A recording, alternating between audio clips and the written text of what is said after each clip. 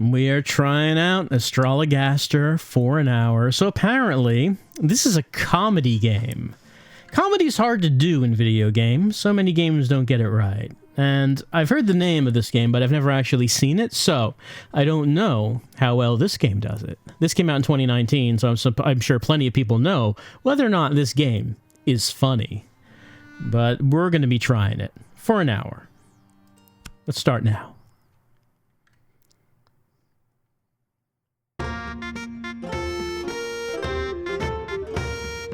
Long ago in England in 1592, there begins our tale, and all of it is true.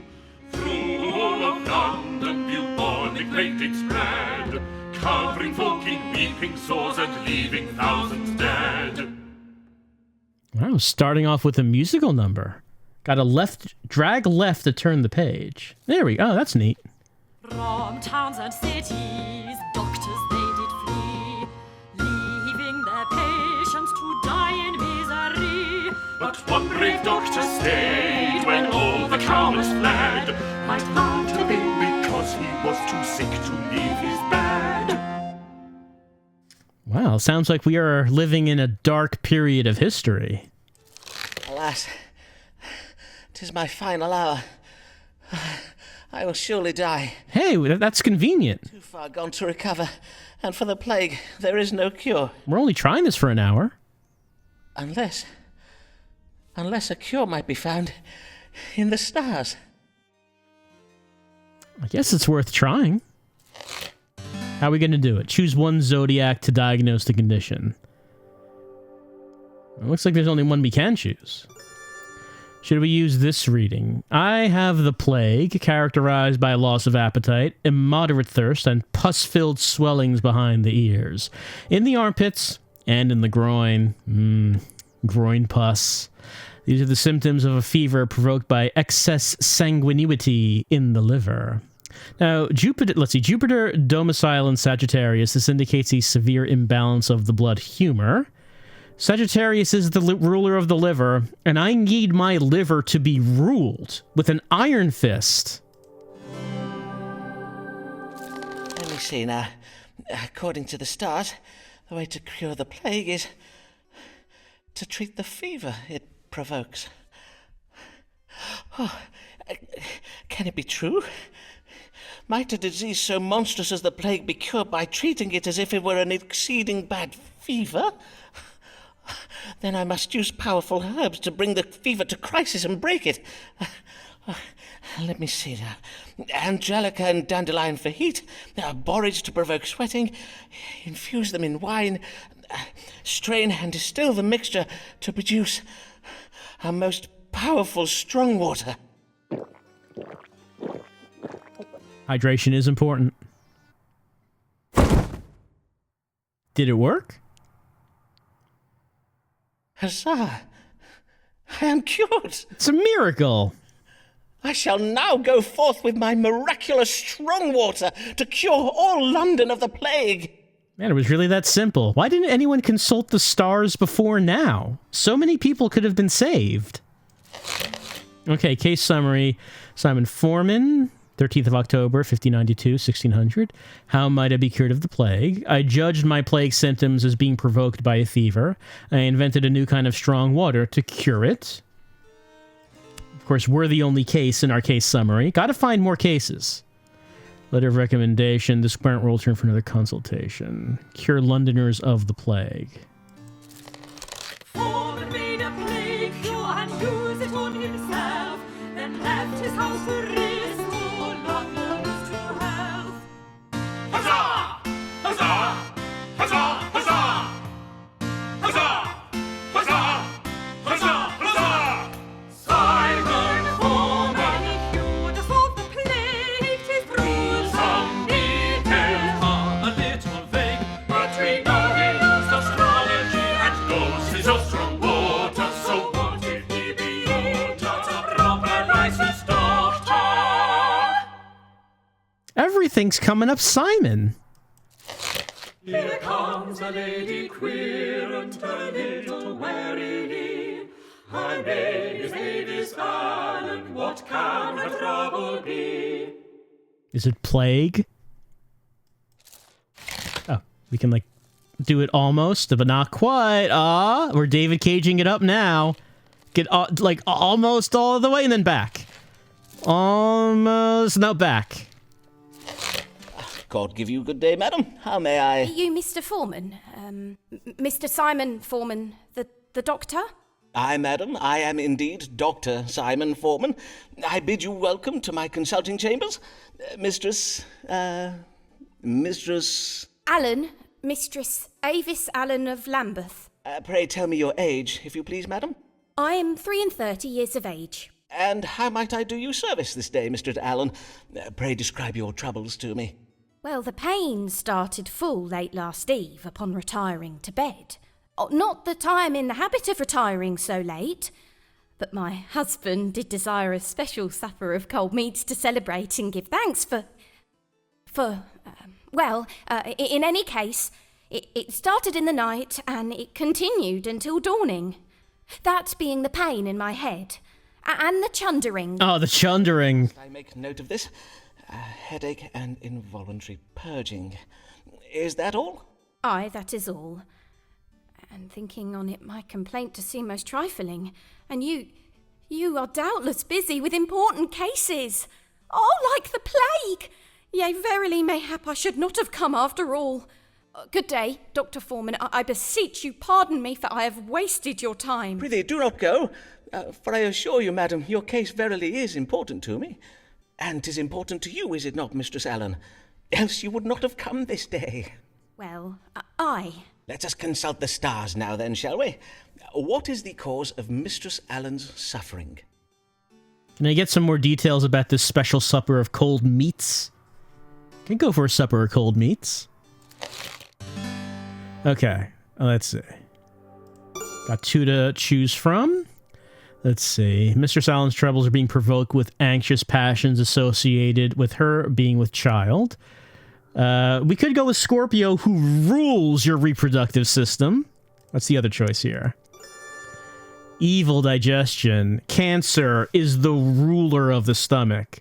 Well, did she I don't remember her mentioning. Did she say that she... Oh, no, she didn't want to mention what they were celebrating.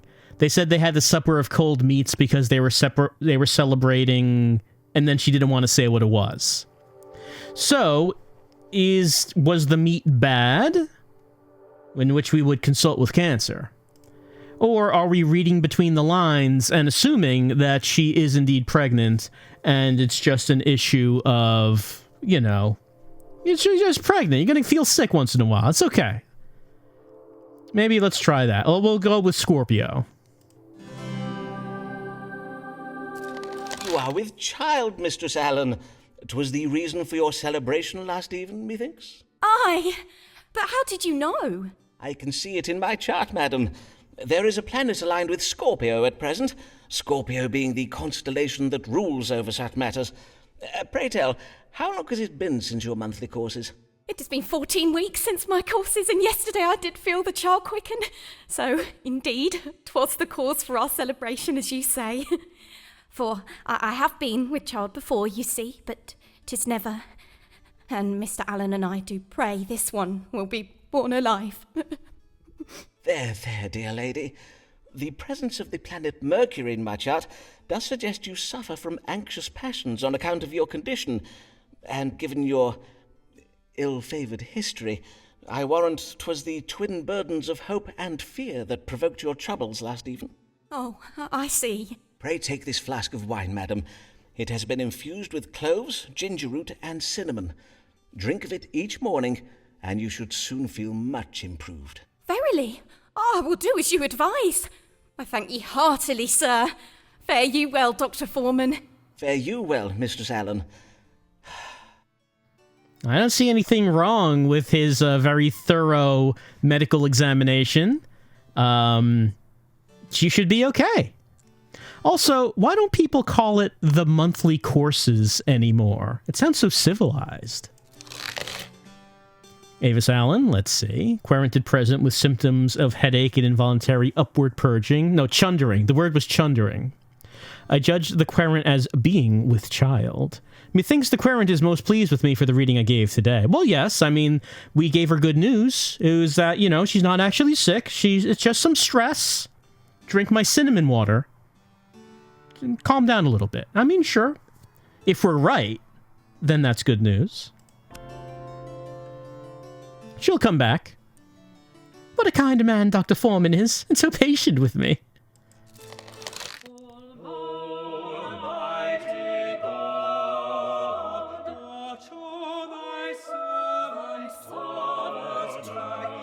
His name is Thomas Blake. That sounds like an unlucky name.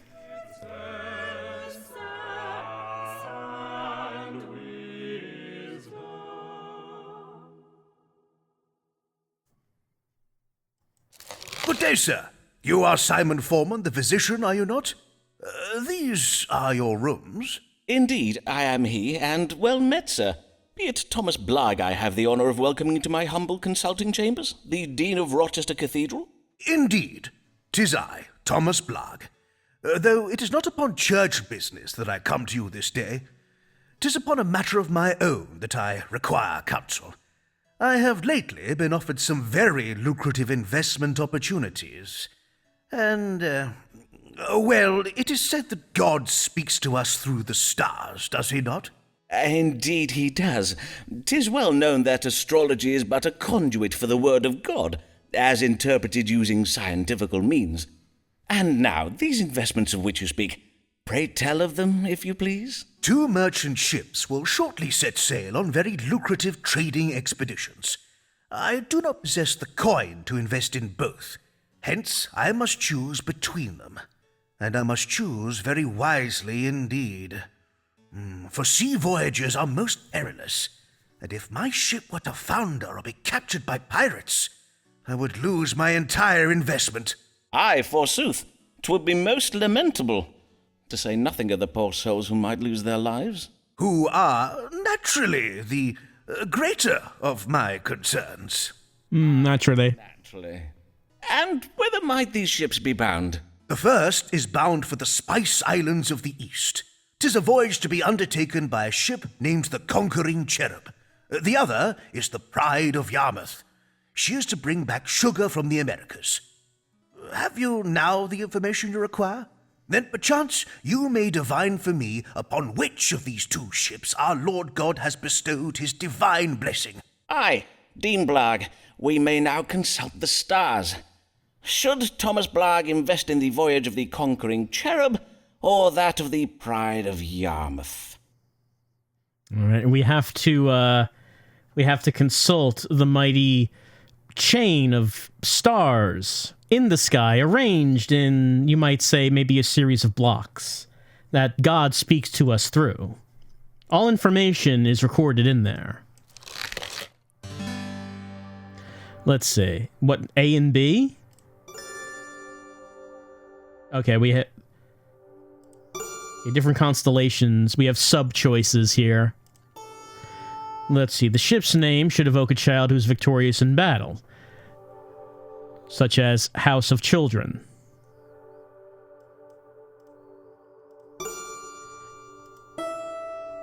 Blagg's investments in a trading voyage will result in a change of fortune for him. Maybe the House of Journeys. Evoke a woman who partakes in marriage. The House of Marriage. Okay, so do we want the name to somehow be vaguely associated with a constellation? Or should it just be the idea of, hey, this seems like a more generic one, because it doesn't have to do with the names of the ships. It's just, hey, maybe your fortune should change. But is he doing okay now? Could a change in fortune means that he loses everything? That would be a change. Not the kind of change he's looking for.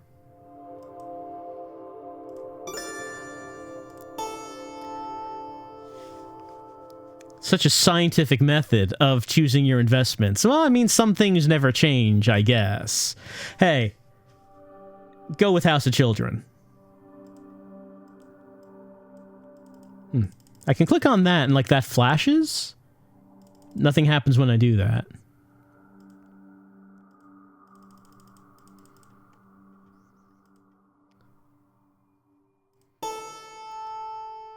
I wonder why I can click on that. I mean, there's no second option there. All right, let's go for it. I chose A. The stars advise you to invest in the ship named the Conquering Cherub. I see. And why is that? Fuck if I know. That at this very hour, upon this very day, the planet Mars and the constellation Scorpio do both dwell in that part of the sky we call the House of Children. And, as it happens, Mars is the ruler of Scorpio, hence we may say that Mars is presently exalted. Mars has been exalted by Scorpio, you say? And what might that mean? When exalted, Mars represents victory. And so, with victory in the House of Children, we may read this as a victorious child. Ergo, the Conquering Cherub. Ah, I see. For a cherub is a kind of child, is it not? In sooth, I do find the science of astrology verily fascinating. I thank you, Dr. Foreman. You have been most helpful. I have been. Very helpful. Okay, let's see. He wants to know which is the better investment. We advised to invest in the Conquering Cherub, and he's pleased. Will he remain to be pleased? Time will tell. It was very wise of me to come this day. Only a fool invests his money without first seeking counsel.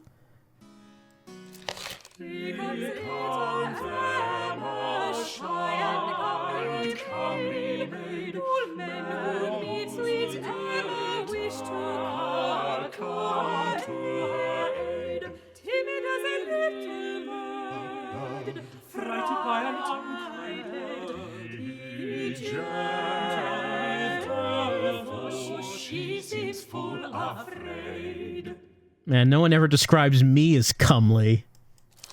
Morrow, sir.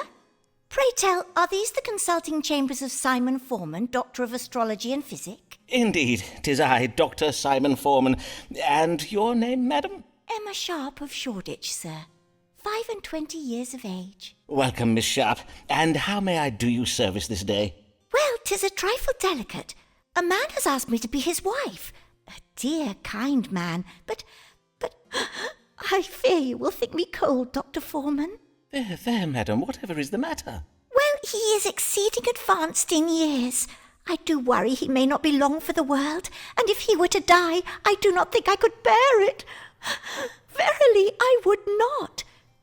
Indeed, methinks I would rather not marry him at all.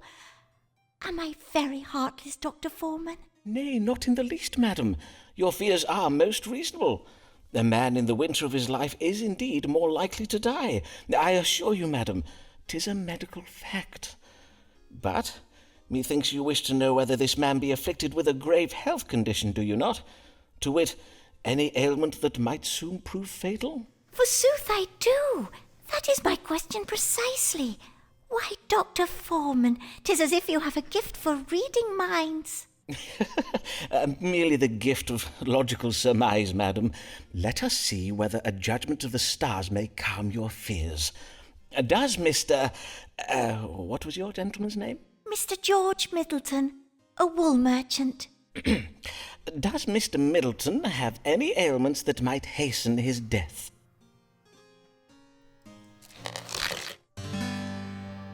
Maybe we could get George in here for an examination. Seems like that would be the more direct way. But, okay, we will ask the stars about it. Let's see. Bewitched enchantment may prove fatal. Aries, ruler of the head, suggests some mild enchantment cast by a witch, the possibility of death? I don't know where this is coming from. We're talking about maybe a spell has been cast on him by a witch and he's gonna die? I feel like that's kind of coming out of nowhere. What about dropping down of the piss, characterized by involuntary urination, exacerbated when combined with fear of heights, suggests severe vertigo. We would need to consult with Libra, the ruler of the kidneys. Dropping down of the piss. It's a pretty good name, pretty good expression. Let's say cardiac passion. I like that name, but it might result in death. Let's see, Venus, an imbalance of the phlegm. Neptune, it cannot be cured. Saturn, in detriment of Leo, it suggests a mild imbalance of black bile. Talking about Leo, the ruler of the heart. Okay, well, how can I go with something else besides dropping down of the piss? That's what we need to talk about here. Get down to business. The business of piss. Mr. Sharp, I have exceeding excellent news for you. Is it? Mr. Middleton has only the most trifling of ailments, dropping down of the piss. Though I must advise you that marrying a man who suffers from dropping down of the piss would pose certain laundry-related challenges. But widowhood is not likely to be one of them, at least not imminently. Blessed day! What wondrous news! However, there is one other small thing in my chart. It seems your future husband does also suffer from an unreasonable fear of heights. Such a fear could aggravate Mr. Middleton's condition.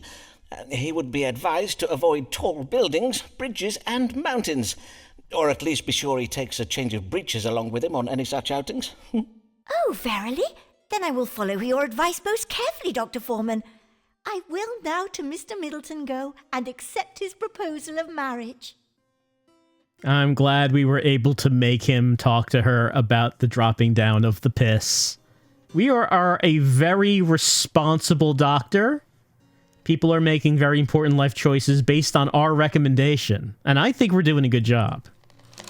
Let's see. The querent wished to know whether the man she wishes to marry suffers from grave health conditions. We advise that the man suffers from dropping of the piss, exacerbated when combined with fear of heights. It cannot be remedied. It is not fatal. The querent was pleased to know that her future husband does drop the piss. What is this letter of recommendation to, by the way? What are we getting recommended for? Who is that handsome manservant I passed at the door? Mayhap one day I shall have a servant that cuts so fine a figure. Oh, beware. Is the man treating you a qualified licensed doctor? London has lately been inopportuned by low-born charlatans claiming the title of doctor. These men have never attended university and therefore cannot be trusted. Any man found to be practicing medicine without a medical license shall be prosecuted to the full extent of the law by Dr. Richard Smith, President, College of Physicians. So Dr. Richard Smith, he was not curing the plague. With Murdering would those doctors come. Murdering those doctors come. Murdering one fine day. Those doctors would they slave Those for doctors me? will Those they slave for me. slave for me. Will they send him to jail? They sent him to jail. Look, people were asking for help about this plague. These highfalutin university doctors did nothing. Old Simon Foreman with his water. That's who got something done. What is the meaning of this warning being put about by the College of Physicians? Do they mean to do me harm? It is true that I do not have a medical license. What am I to do? Mayhap the stars will advise me. Of course.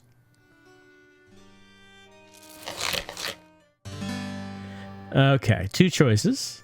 Well, so we have here House of Wealth. It represents ignorance. Oh, because we're saying that the licensed doctors, they don't really know much about the subject matter. They're just wealthy, they're privileged, but they know not of what they talk about. They have no real-world experience. House of Religion. Maybe the Church of England can help us. Archbishop of Canterbury has a special power to grant medical licenses. Maybe a loophole. Let's see. Ooh, war. Advises ending a war. The House of Ambitions. Let's see. My brilliant mind to forge strong relationships with my querents. I'm not positive about how brilliant our mind is, honestly. Sensitive to the needs of the querents. House of Service. I mean, that all sounds fine, but is that really related to what we're going to do about these doctors who have it out for us? It sounds like choice A is thinking more about that, thinking about how we're going to get out of this. And this one bit about maybe the Archbishop can possibly grant us a special license. Maybe that might be a way out of this. I see. These doctors have waged war against me, and the only way to stop them is to obtain a medical license. And in the House of Religion... Ah, yes, a reminder that the Archbishop has the power to grant such licenses. Mayhap I will one day find a way to petition him for one. In the meantime, I must serve my querents well, for if I do, they will doubtless favour me with letters of recommendation I can use to petition the University of Cambridge to grant me a license. Now, there we go. That's why we need these letters of recommendation. Gotta go legit. Let's see. This is our own case. Protect ourselves from the dark intentions of the College of Physicians. We will petition the Archbishop when we have enough letters of recommendation. This man at the door who we've not seen before. Who is this man at the door who we've not seen before? Who is come to inquire the rest in so strange attire? Tis Ferraro, Signor Ferraro.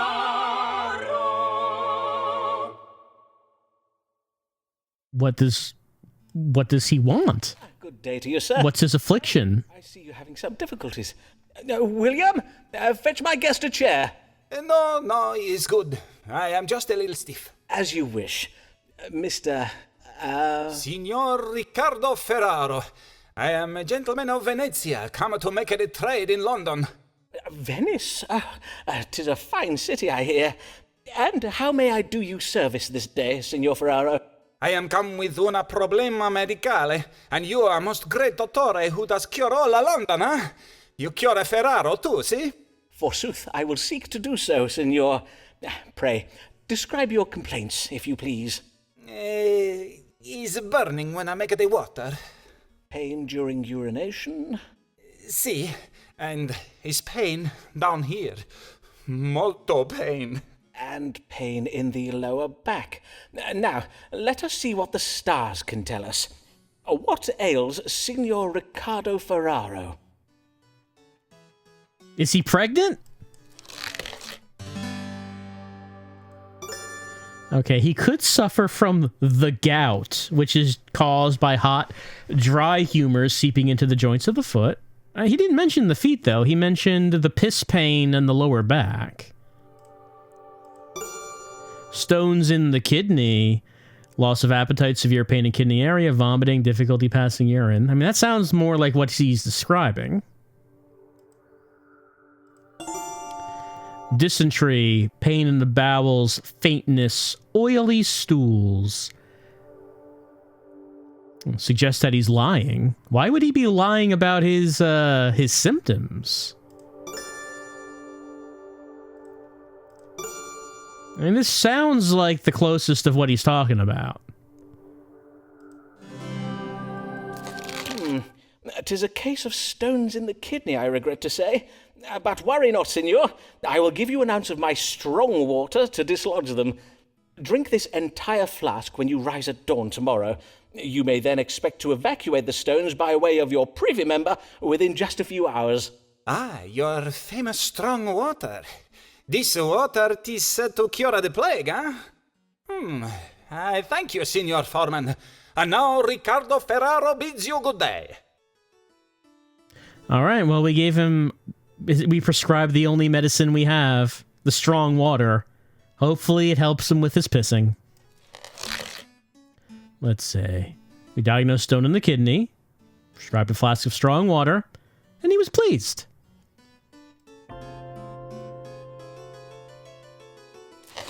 'Tis sure she's no beauty, 'tis true she lacks finesse, but every awkward hero needs his awkward princess.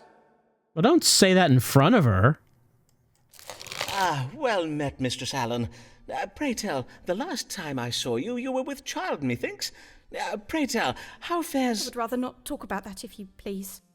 Oh, I see. I am full sorry, madam. What I'm brings come you upon... this? The matter I beg that your brings... pardon, madam. I prithee, madam, say on. I'm come about the new law. I know not what to do, and I would have counsel. You are in trouble with the law, madam? Nay, at least not yet, but my neighbours have begun to remark unkindly upon my absences, my Sunday absences, from church. I am afeard one of them may soon denounce me. Ah, 'tis the Act Against Recusants you speak of. The law that obliges Catholics to attend church and take the English sacrament. You are of the Catholic faith, then, I take it? I, a Catholic, but as well a law-abiding woman and a full loyal subject of the Queen. Long may she reign. I do not doubt it, madam. But to take the Protestant sacrament, 'tis heresy. So says the Pope in Rome. I risk being damned to hell if I do it, Dr. Foreman. Verily, I find myself in a most terrible bind. I see. Damned if you do, yet condemned if you do not. A cruel bind indeed. Well, let us see if the stars may untangle it for us. Should Mistress Avis Allen attend Protestant church services? Oh, what a religious bind. How can the stars help? The stars say some have the wrong impression of the Allen's wealth and are envious, so jealousy and confusion it doesn't have to do with her not attending church. It's that they're jealous of, they think she's rich. Her problems are female neighbors. Yes, you should kill them. And that way, you will not have to worry about anyone denouncing you. It's an option to consider. Avis must remain strong in her Catholic faith. When the Queen dies, her successor may revert England back to Catholicism. That's a big if, you know?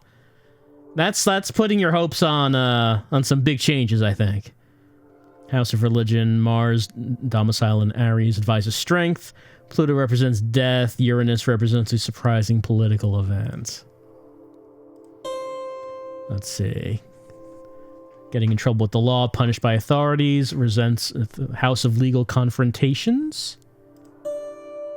Creative solution for appeasing the Pope in Rome while honoring England's Protestant, creativity. Gonna need to be real creative to figure this out. Mr. Allen's duty to cooperate. Advise cooperation. All right, I agree with the bit about creativity. But I also like the part here where it says that the neighbors are the problem. So if you're worried about them denouncing you, you got to denounce them first. You got a problem, you need to take care of the problem. Dear lady, if your neighbours consider speaking against you, 'twould be on account of envy. Envy? But Mr. Allen and I have not been blessed with... I've not had the same fortune as other women, and to be sure we are not wealthy. Yes, of course. Hence you must disabuse your neighbours of their ill-founded notions. Indeed, you must have them believe that you are, in truth, most poor. Then I am to have my neighbours pity me? Precisely so, madam. For if they were to pity you, they would never think of reporting you to the authorities. Nay, they would say, see how low poor Mistress Allen has come. She has no gown fine enough for church, so she finds an excuse not to come by pretending she is a Catholic. Oh, I see. Then I must wear coarser clothes as well. In truth, 'twill not be agreeable to be talked of so. But nay, 'tis naught but my vanity, and if a woman must sacrifice her comeliness for the sake of her soul, so be it. 'Tis but a small price to pay. Oh, but be assured, madam, you would still be most... methinks you would appear no less comely in poorer attire. Oh, Dr. Foreman, you make me blush. Forgive me, dear lady. 'Tis not my intention to occasion you any. Madam, would you care to see my collection of Venetian glassware? I think I would. Indeed, I would like that very well. Now, Simon, now. And also, Avis, you are Catholic. Let's get a little distance between you two. Let's get Jesus in between. Make sure there's enough that you don't get close enough that Jesus can't get between you two, is the thing. Gotta leave enough space for that. I got an achievement. McQuarrie wished to know whether she should comply with the law and attend Protestant church services, betraying the faith. You could avoid going to church pretending she was ashamed by the poverty of her attire. And she liked that. Oh, we had coitus post. Are we really writing that in the case summary? I don't know if you want to document that. But I'm not a doctor. Man, we didn't even get the full letter of recommendation for that. God mend me, what have I done? If only I knew of a Jesuit priest I might confess my sins to. Oh, now she feels guilty. Here comes a beauty dark as night. Her hair does shine, her eyes are bright. A damsel formed for man's delight. Oh, she is quite a lady. Oh, she is quite a lady.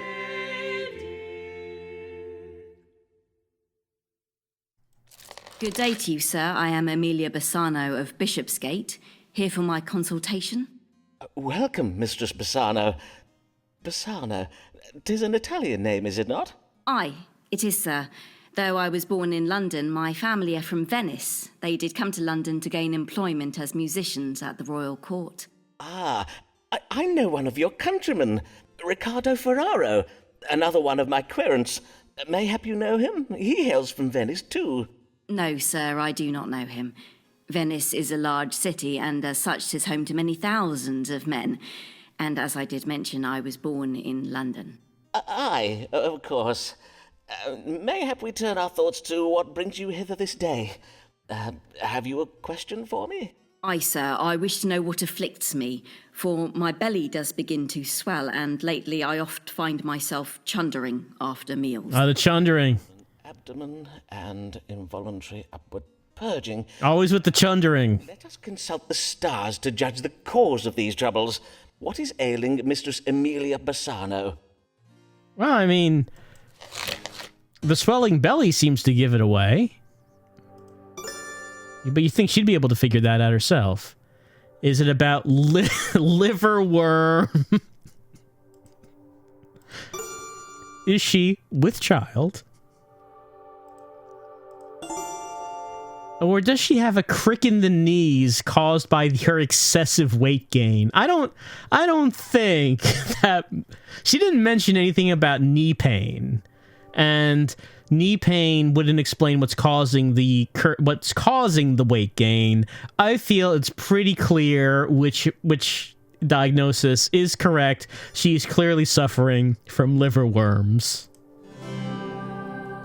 You have a fasciola hepatica, commonly known as a liver worm, a worm that has made its home in your liver. This would explain the swelling in your abdomen. I see. And what of my chunderings, sir? You may also blame the worm for that, for it seems your uninvited guest is a harsh critic of the meals you send him. When he feels the dish has been over-seasoned, or mayhap when your beef has not been cooked to his liking, he sends it back. Then how might I expel this verminous intruder? I must own I find the notion of sharing my repasts with a worm right unsavoury. 'Tis a simple procedure. First you are to fast. After 2 full days without food, the worm will begin to hunger most acutely. Then you must take a bowl of hot pottage, hold it in front of your nose and breathe deeply of its flavoursome odours. The now starving worm, being tantalized by the smell of your potage, will propel itself out of your liver, up through your intestines, and out through your mouth. Dr. Foreman, I am sorry to inconvenience you, but but I believe I'm about to chunder. Would you have a receptacle? My manservant will assist you with your, William,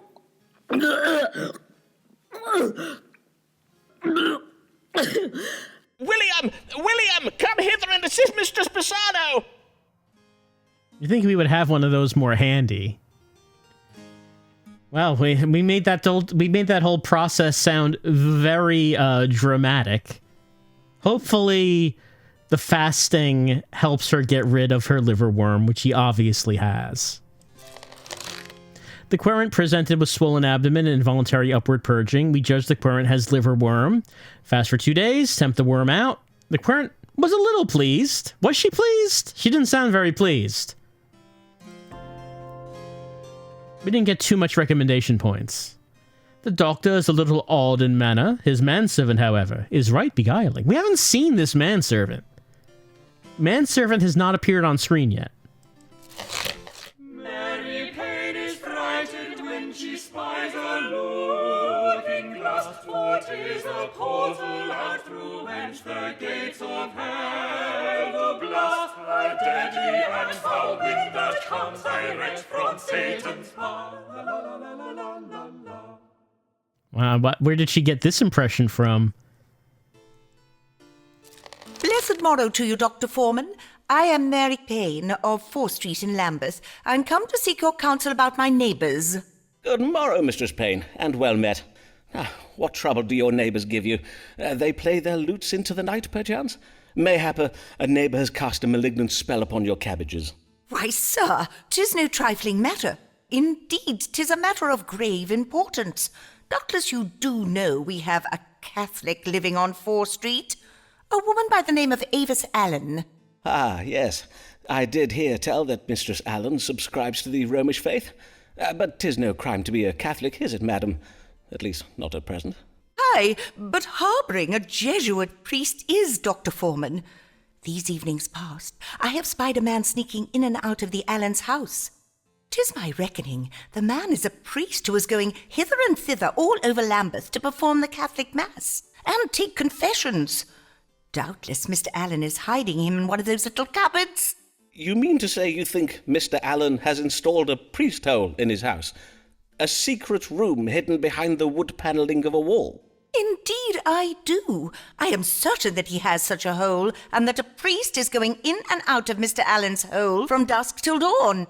Verily? How troubling. But surely you are mistaken, madam, for under the cover of darkness, how can you be sure the man you did spy was not Mr. Allen himself? Nay, 'twas not Mr. Allen. Mr. Allen is a fine, tall figure of a man, whereas the figure I did spy was very narrow and malformed in appearance. A scrawny little imp of a man he was. I see. Now, you must not think me intolerant, Dr. Foreman. If Mistress Allen must cling to her idolatrous backward beliefs, 'tis her own affair, and I have no wish to cause trouble for the Allens. And even though Mistress Allen is lately not been seen in church, thus far I have held my tongue about it. But we residents of 4th Street are decent English folk. We will not abide an agent of Rome sneaking around our neighbourhood, muttering incantations in some devilish foreign tongue. I think you mean Latin, madam. But before I act upon my suspicions, I think it wise to know if there be any truth in them. Then let us see what the stars can tell us. Who is this mysterious stranger, and why does he frequent the Allens' house late at night? All right, we're going to consult the stars about the existence of this alleged priest hole, as well as the possibility that Avis might be casting illicit prayers with her Catholic tongue, of which we are quite familiar with, mind you.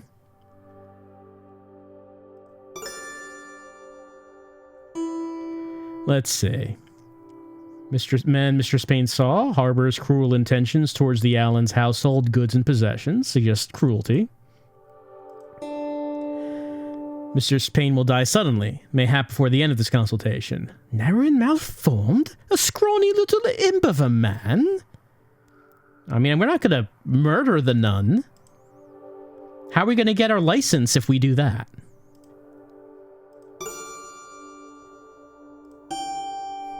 Let's see. Relationship with an untrustworthy foreigner. As foreigners are untrustworthy by nature, this element may be... Yes, this is just redundant, saying that the foreigner is untrustworthy. The sun is detriment in Aquarius. Worthiness represents foreigner. Look, if you've been up to any sort of illicit activities, never hurts to blame a foreigner. Mistress Allen's maternal instincts have been thwarted by her inability to bear a child. She stubbornly persists over and over and over, as we well know. Let's see, represents a stubborn attempt at a reversal. Instincts that have been thwarted.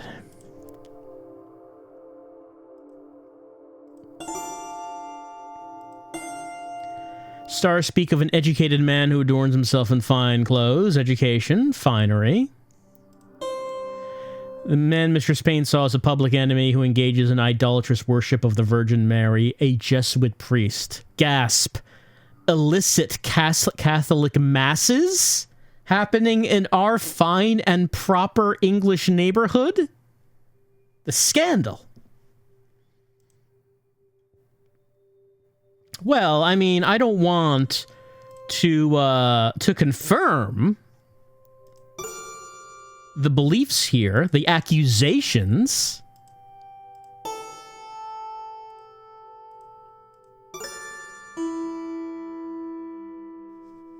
Yeah, so I mean, we're gonna cover for her the man you saw going in and out of the hole is not like an ally of them or like a Jesuit priest. It's someone who is attempting to rob them, clearly.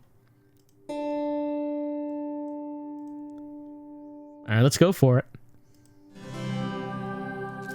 The man you saw prowling around the Allen's house is no priest. He is a thief, come at night to steal silver plate and candlesticks. 'Tis a mere robber I saw. On my honour, that is well to hear. Still, something must be done about it. I will rouse the menfolk of 4th Street and have them patrol our street each night until this sneak thief is apprehended.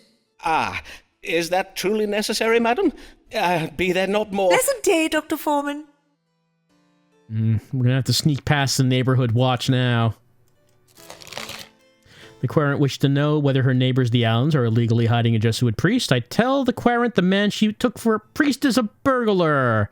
The querent was a little pleased.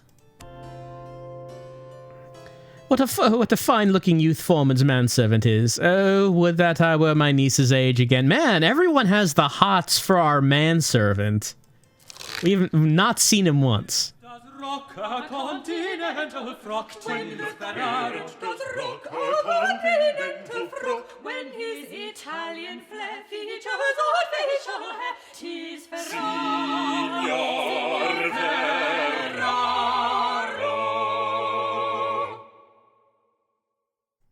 God give you good day, signor. And how may I assist you? 'Tis I, Riccardo Ferraro, come once again to see the great dottore Simon Foreman. So I see. What brings you this day? I bring myself to you, so you treat my illness.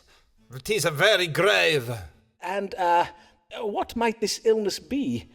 Perchance we might start with your complaints. First problem is the laughter that cannot be controlled. Uncontrollable laughter, you say? I see. Anything else? Next problem, the dancing that cannot be controlled. Uncontrollable dancing. And yet, you do not appear to be dancing at present. What can I say? 'Tis uncontrollable dancing. I cannot control when I dance. Nay, 'tis a fair point. Doubtless my disease, whatever it may be, is very rare and very difficult to diagnose. But of course, if it be beyond your medical understanding... Let me assure you, signor, that whatever is said of us on the continent, the learning of we English doctors is unparalleled. There is no better medical care to be had than in London. Now, let us see whether the stars may tell us something of your unusual and troubling illness. We didn't say that there is no finer medical care to be found than in here. We just said in London, you know? London in general. the level of care you're going to get in my office? Questionable. Also, I guess, well, maybe we cured his burning pee, because he's not talking about that. He's got a different thing altogether now. Let's see, maybe he was bitten by a tarantula on one of his ankles. Tarantula venom causes the victim to laugh, sing, or dance uncontrollably, provoking an acute loathing of music? I've never heard this about tarantulas. Aquarius apparently rules your ankles. What about this? Colic, a disease that causes abdominal pain, belching, bloating of the stomach. He is belching, but he hasn't actually mentioned anything about that. Illness is chronic, an imbalance of yellow bile. Look, I have a feeling that this man, he seems like a fairly dramatic man. He likes things to be very, melodramatic. And I think telling him that his affliction is that he had a bite from a tarantula that causes him to dance uncontrollably, hey, I think that's more his speed. I think he likes the sound of that. You have been bitten by a tarantula. Its venom has been creeping throughout your body, provoking the wanton laughter and dancing you're experiencing. The tarantula is a rare spider from foreign climes. Doubtless it travelled with you from Venice, hiding itself among your belongings. Aye, doubtless you are right this time. The venom may be expelled from the body using a combination of heat and music. I advise you to have a lutenist come by your house to sing and play for you while you bide near the fire. But take care not to insult the musicians playing, for whilst you will find it most loathsome, 'twill only be on account of the venom. Molto bene, Signor Foreman. I will do as you advise. Riccardo Ferraro bids you good day. He has uncontrollable laughter and dancing. We advised he was bitten by a tarantula. I like how those are written. That's written in caps, like it's an official diagnosis. Bitten by a tarantula. Querent was pleased. We got some more points for letter of recommendation. How did Mr. Foreman know of this rare illness? It seems that he at least has some learning. Yeah, we have some. Some learning is an accurate description. Why does this lady feel confined?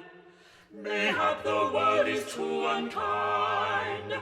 Nay, doctor, medicate her mind. Pray cure this comely lady. Pray cure this comely lady.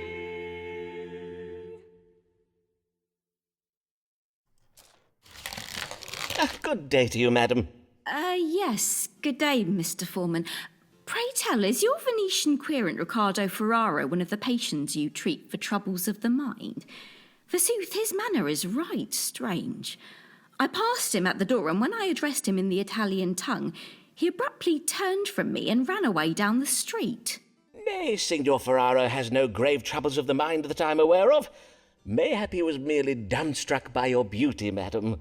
Dr. Foreman, a man is rarely struck dumb by a woman's beauty. Indeed, 'tis quite the reverse.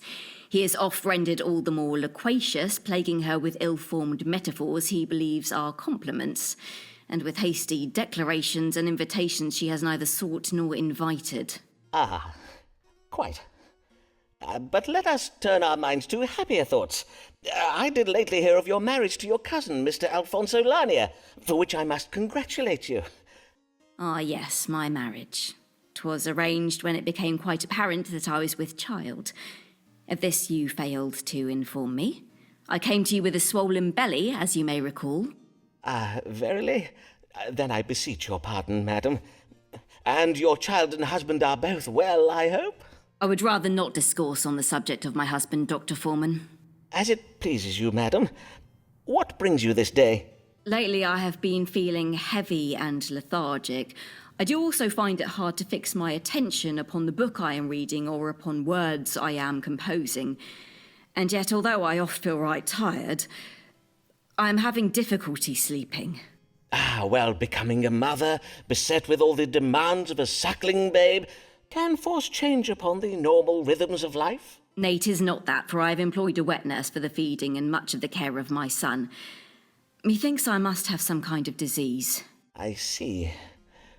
Let us consult the stars to see what afflicts you. What is ailing Mistress Emilia Lania? Well, shouldn't we ask if she was able to purge the liverworm? Because if she didn't, I mean, we can just diagnose her with liverworm again. Because clearly it's still that.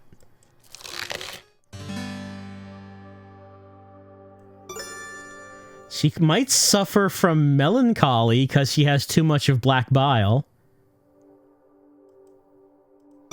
She might suffer from phlegmatism, temperament associated with excess of phlegm, characterized by stoicism and stubbornness. Choleric temperament, excessive yellow bile, aggressive opinionated nature.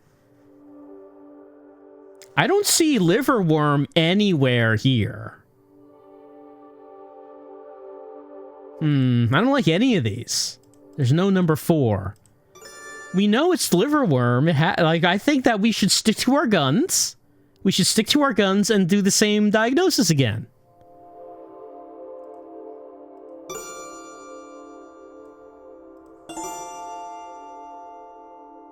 Well, it's really just a matter of which bile do we think she has too much of. Does she have too much yellow bile? Okay, no, this is phlegm. Yellow bile, phlegm, or black bile. It's just kind of which one do we think she has too much of. And maybe she's got too much phlegm. She's got to cough up all that phlegm with our strong water. You are suffering from phlegmatism, madam. To treat it, I will give you syrup of safflower to be taken each morning when you break fast. What is phlegmatism, Dr. Foreman? Well, simply put, 'tis an excess of phlegm. This can be provoked by a stubborn temperament and a willful resistance to change. 'Tis sometimes experienced by lately wedded women such as yourself, who do not easily adjust to married life. I see. So, if I am to understand your judgment, Dr. Foreman, if only I were to offer less resistance to, indeed, if I were to accommodate my husband's profligacy and drunkenness, then I would be cured of my condition?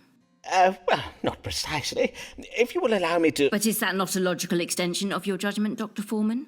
If you will forgive me for saying so, madam, you are displaying a degree of recalcitrance at this moment which only serves to confirm my... Dr. Foreman, methinks I should prefer to forever remain a phlegmatic woman than hear any further from you this day, sir. I will bid you good day. I feel that she did not approve of our diagnosis. You see, that's because the liverworm was not available. We should have stood our ground with liverworm. Present with symptoms of heaviness, lethargy, troubled sleep, unnatural pallor. She had excess of phlegm because of stubborn resistance to the obligations of marital life, further demonstrated by her resistance to hearing my judgment of her condition. The querent took my advice rather ill. We are not getting recommendation points. Apparently, she's still coming back. In the future, I will confine my questions to matters for which Dr. Foreman may use his powers of prediction. So, not medical issues. Maybe she'll come to us for financial problems. Sir, I thank you for your recent inquiry. With regards to obtaining a license to practice medicine, I note from our records that you terminated your enrollment at our institution some years ago on the grounds of insufficient funds. Whilst we do not ordinarily issue medical licenses to men who have not first completed a medical degree, proof of equivalent professional experience in the form of letters of recommendation may be taken into consideration. A minimum of 8 such letters of recommendation is customarily required. I advise you to write to us again once you've obtained the requisite number of letters. John Cowell, Vice-Chancellor, University of Cambridge. All right, so apparently Simon did at one point attempt to gain a license, but he did not have the money. But there is a way around if he can get those letters of recommendation. What is their relation? We are no longer sure. Seems Foreman's now their patient, and Avis is the cure. Ah, my dear Avis, what a pleasure it is to see you. I have oft thought of our last... I cannot tarry long. My husband will be expecting me home. Of course. But, dear lady, is something the matter? Of course. Do not all your querents come with a matter they wish an answer to? Well, yes, but... I wish to ask of the stars whether a man I am close with, a man who is not my husband, whether that man be also close with another woman. A man you are... I see. Well, if I am to judge the stars for you, I must ask you to be more precise. In what sense do you mean close? The platonic bond of friendship? Nay, close in the sense of being intimate. I see. Then 'tis the familial tie of kinship, perchance. Nay, I mean someone with whom I have shared physical relations. Verily, madam, if I am to give you an accurate reading, you must state your question clearly. Methinks you know full well what I ask. I bid you ask the stars whether my lover is, that is to say, be it true that he engages with another woman in acts of strumpy-humpy. That's a good phrase. Astonish me. 'Tis unlike you to speak such indelicate words. Now, if I understand you correctly, you have a lover, and you wish to know whether he has been sharing his tender favours with another woman. Aye, but did I not verily say so? And now that we have at last fathomed your question, let us read the stars to fathom an answer.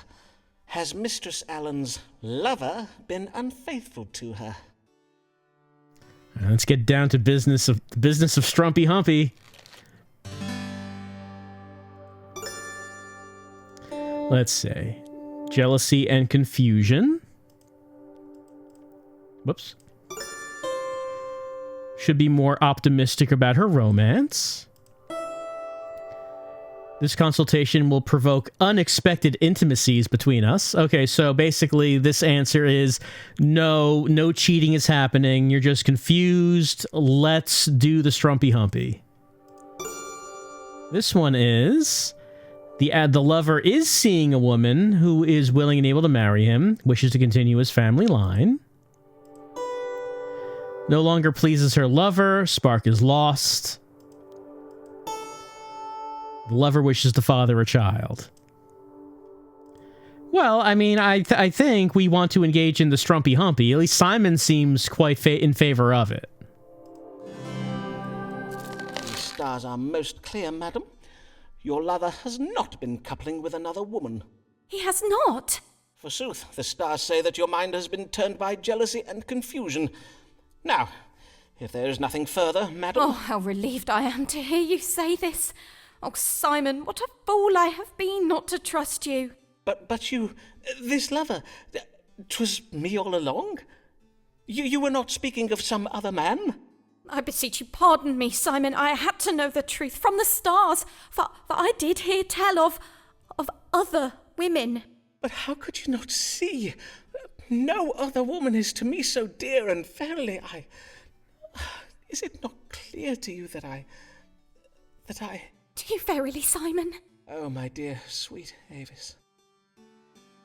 Alright, drag left. She wished to know whether her lover was engaging in intimacies with another woman. Her lover remained loyal to her, but the lover... It was me! Which means I was telling the truth. I think. I'm pretty sure. The querent was most pleased. And then we did it.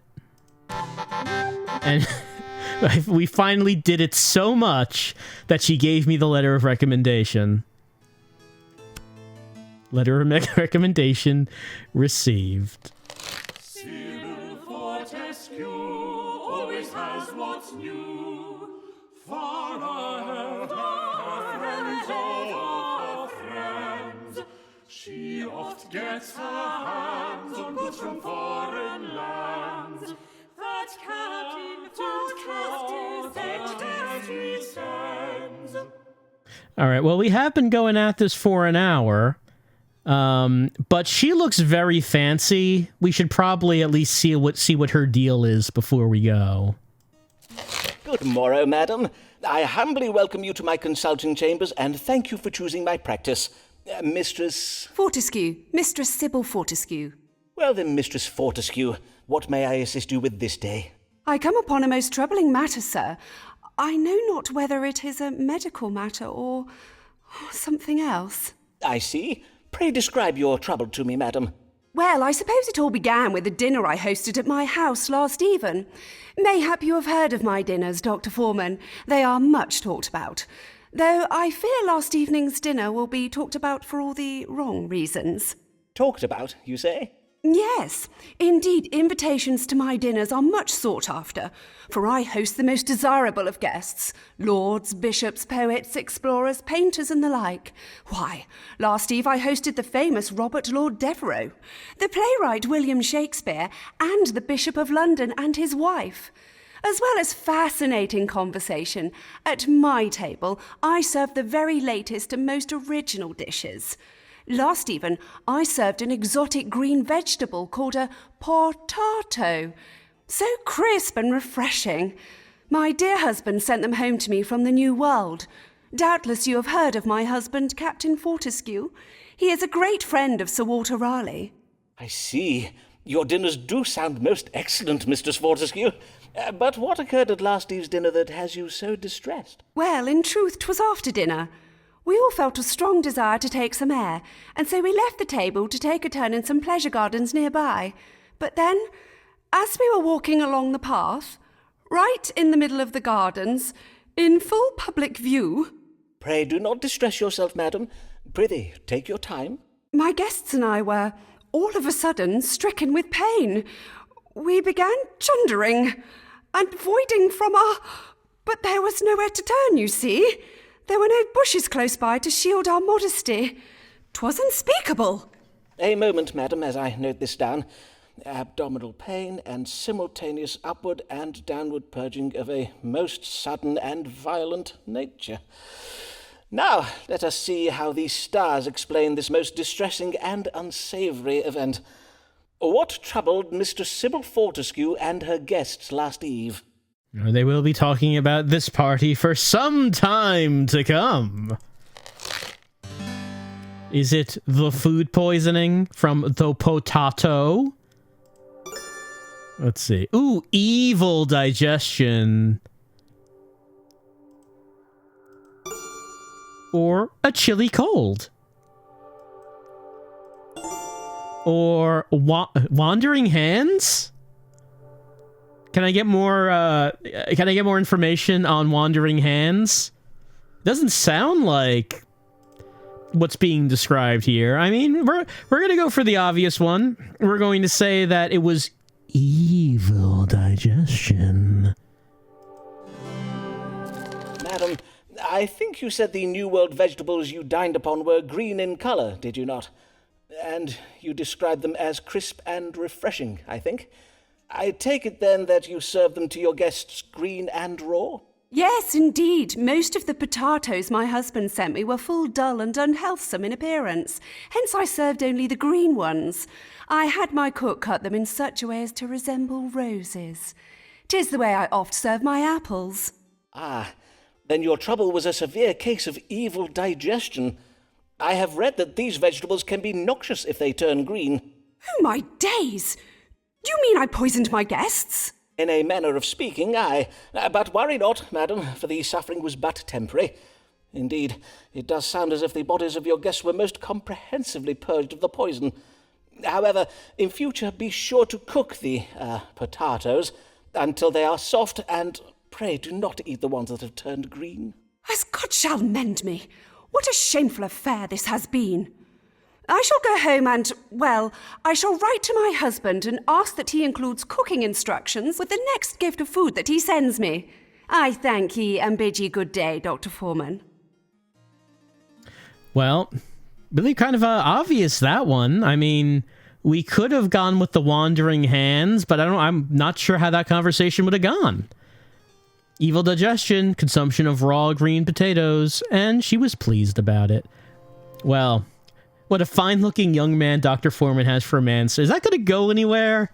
All the ladies think my manservant is the hottest thing on two legs. I don't know. I don't know if that goes anywhere. But you should probably say that that has been an hour spent with Astrologaster. Story? about a doctor who cured Londoners of the plague with his strong water and his astrology. And he seems to be getting results most of the time. Like, there was that one time where we diagnosed a pregnant lady with liverworm. There was that one time, but most times we have been getting results. I don't know how long this game is, or I mean, we got an objective, which was to get 8 letters of recommendation, and then we can get get like a license. I don't know if that's the entire game, or if like it goes on to like an act 2 or whatnot. I don't know. But you can see how this game is. It's pretty nonstop. Patients are coming at you one after another. And some of them, maybe we get a little bit closer to. Some a lot closer to. And I enjoyed my time with Astrologaster. I guess the question is how did AI generated Rock feel about his time with Astrologaster? Well, nutrition and health and keeping your body in a good state is very important to the Rock. It's been a big part of his entire career. You don't get a physique like that without paying a lot of attention to your body.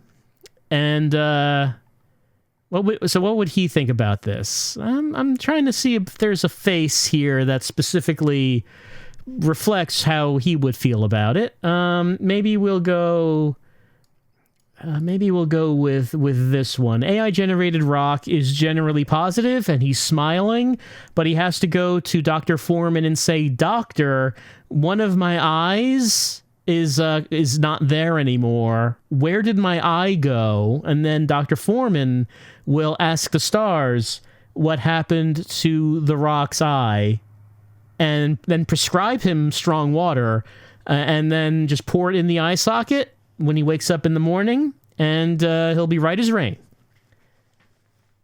Right as rain.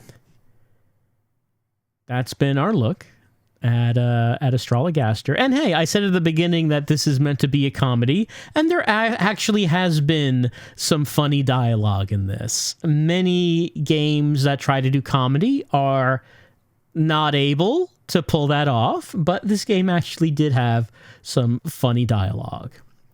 And that has been our look at Astrologaster.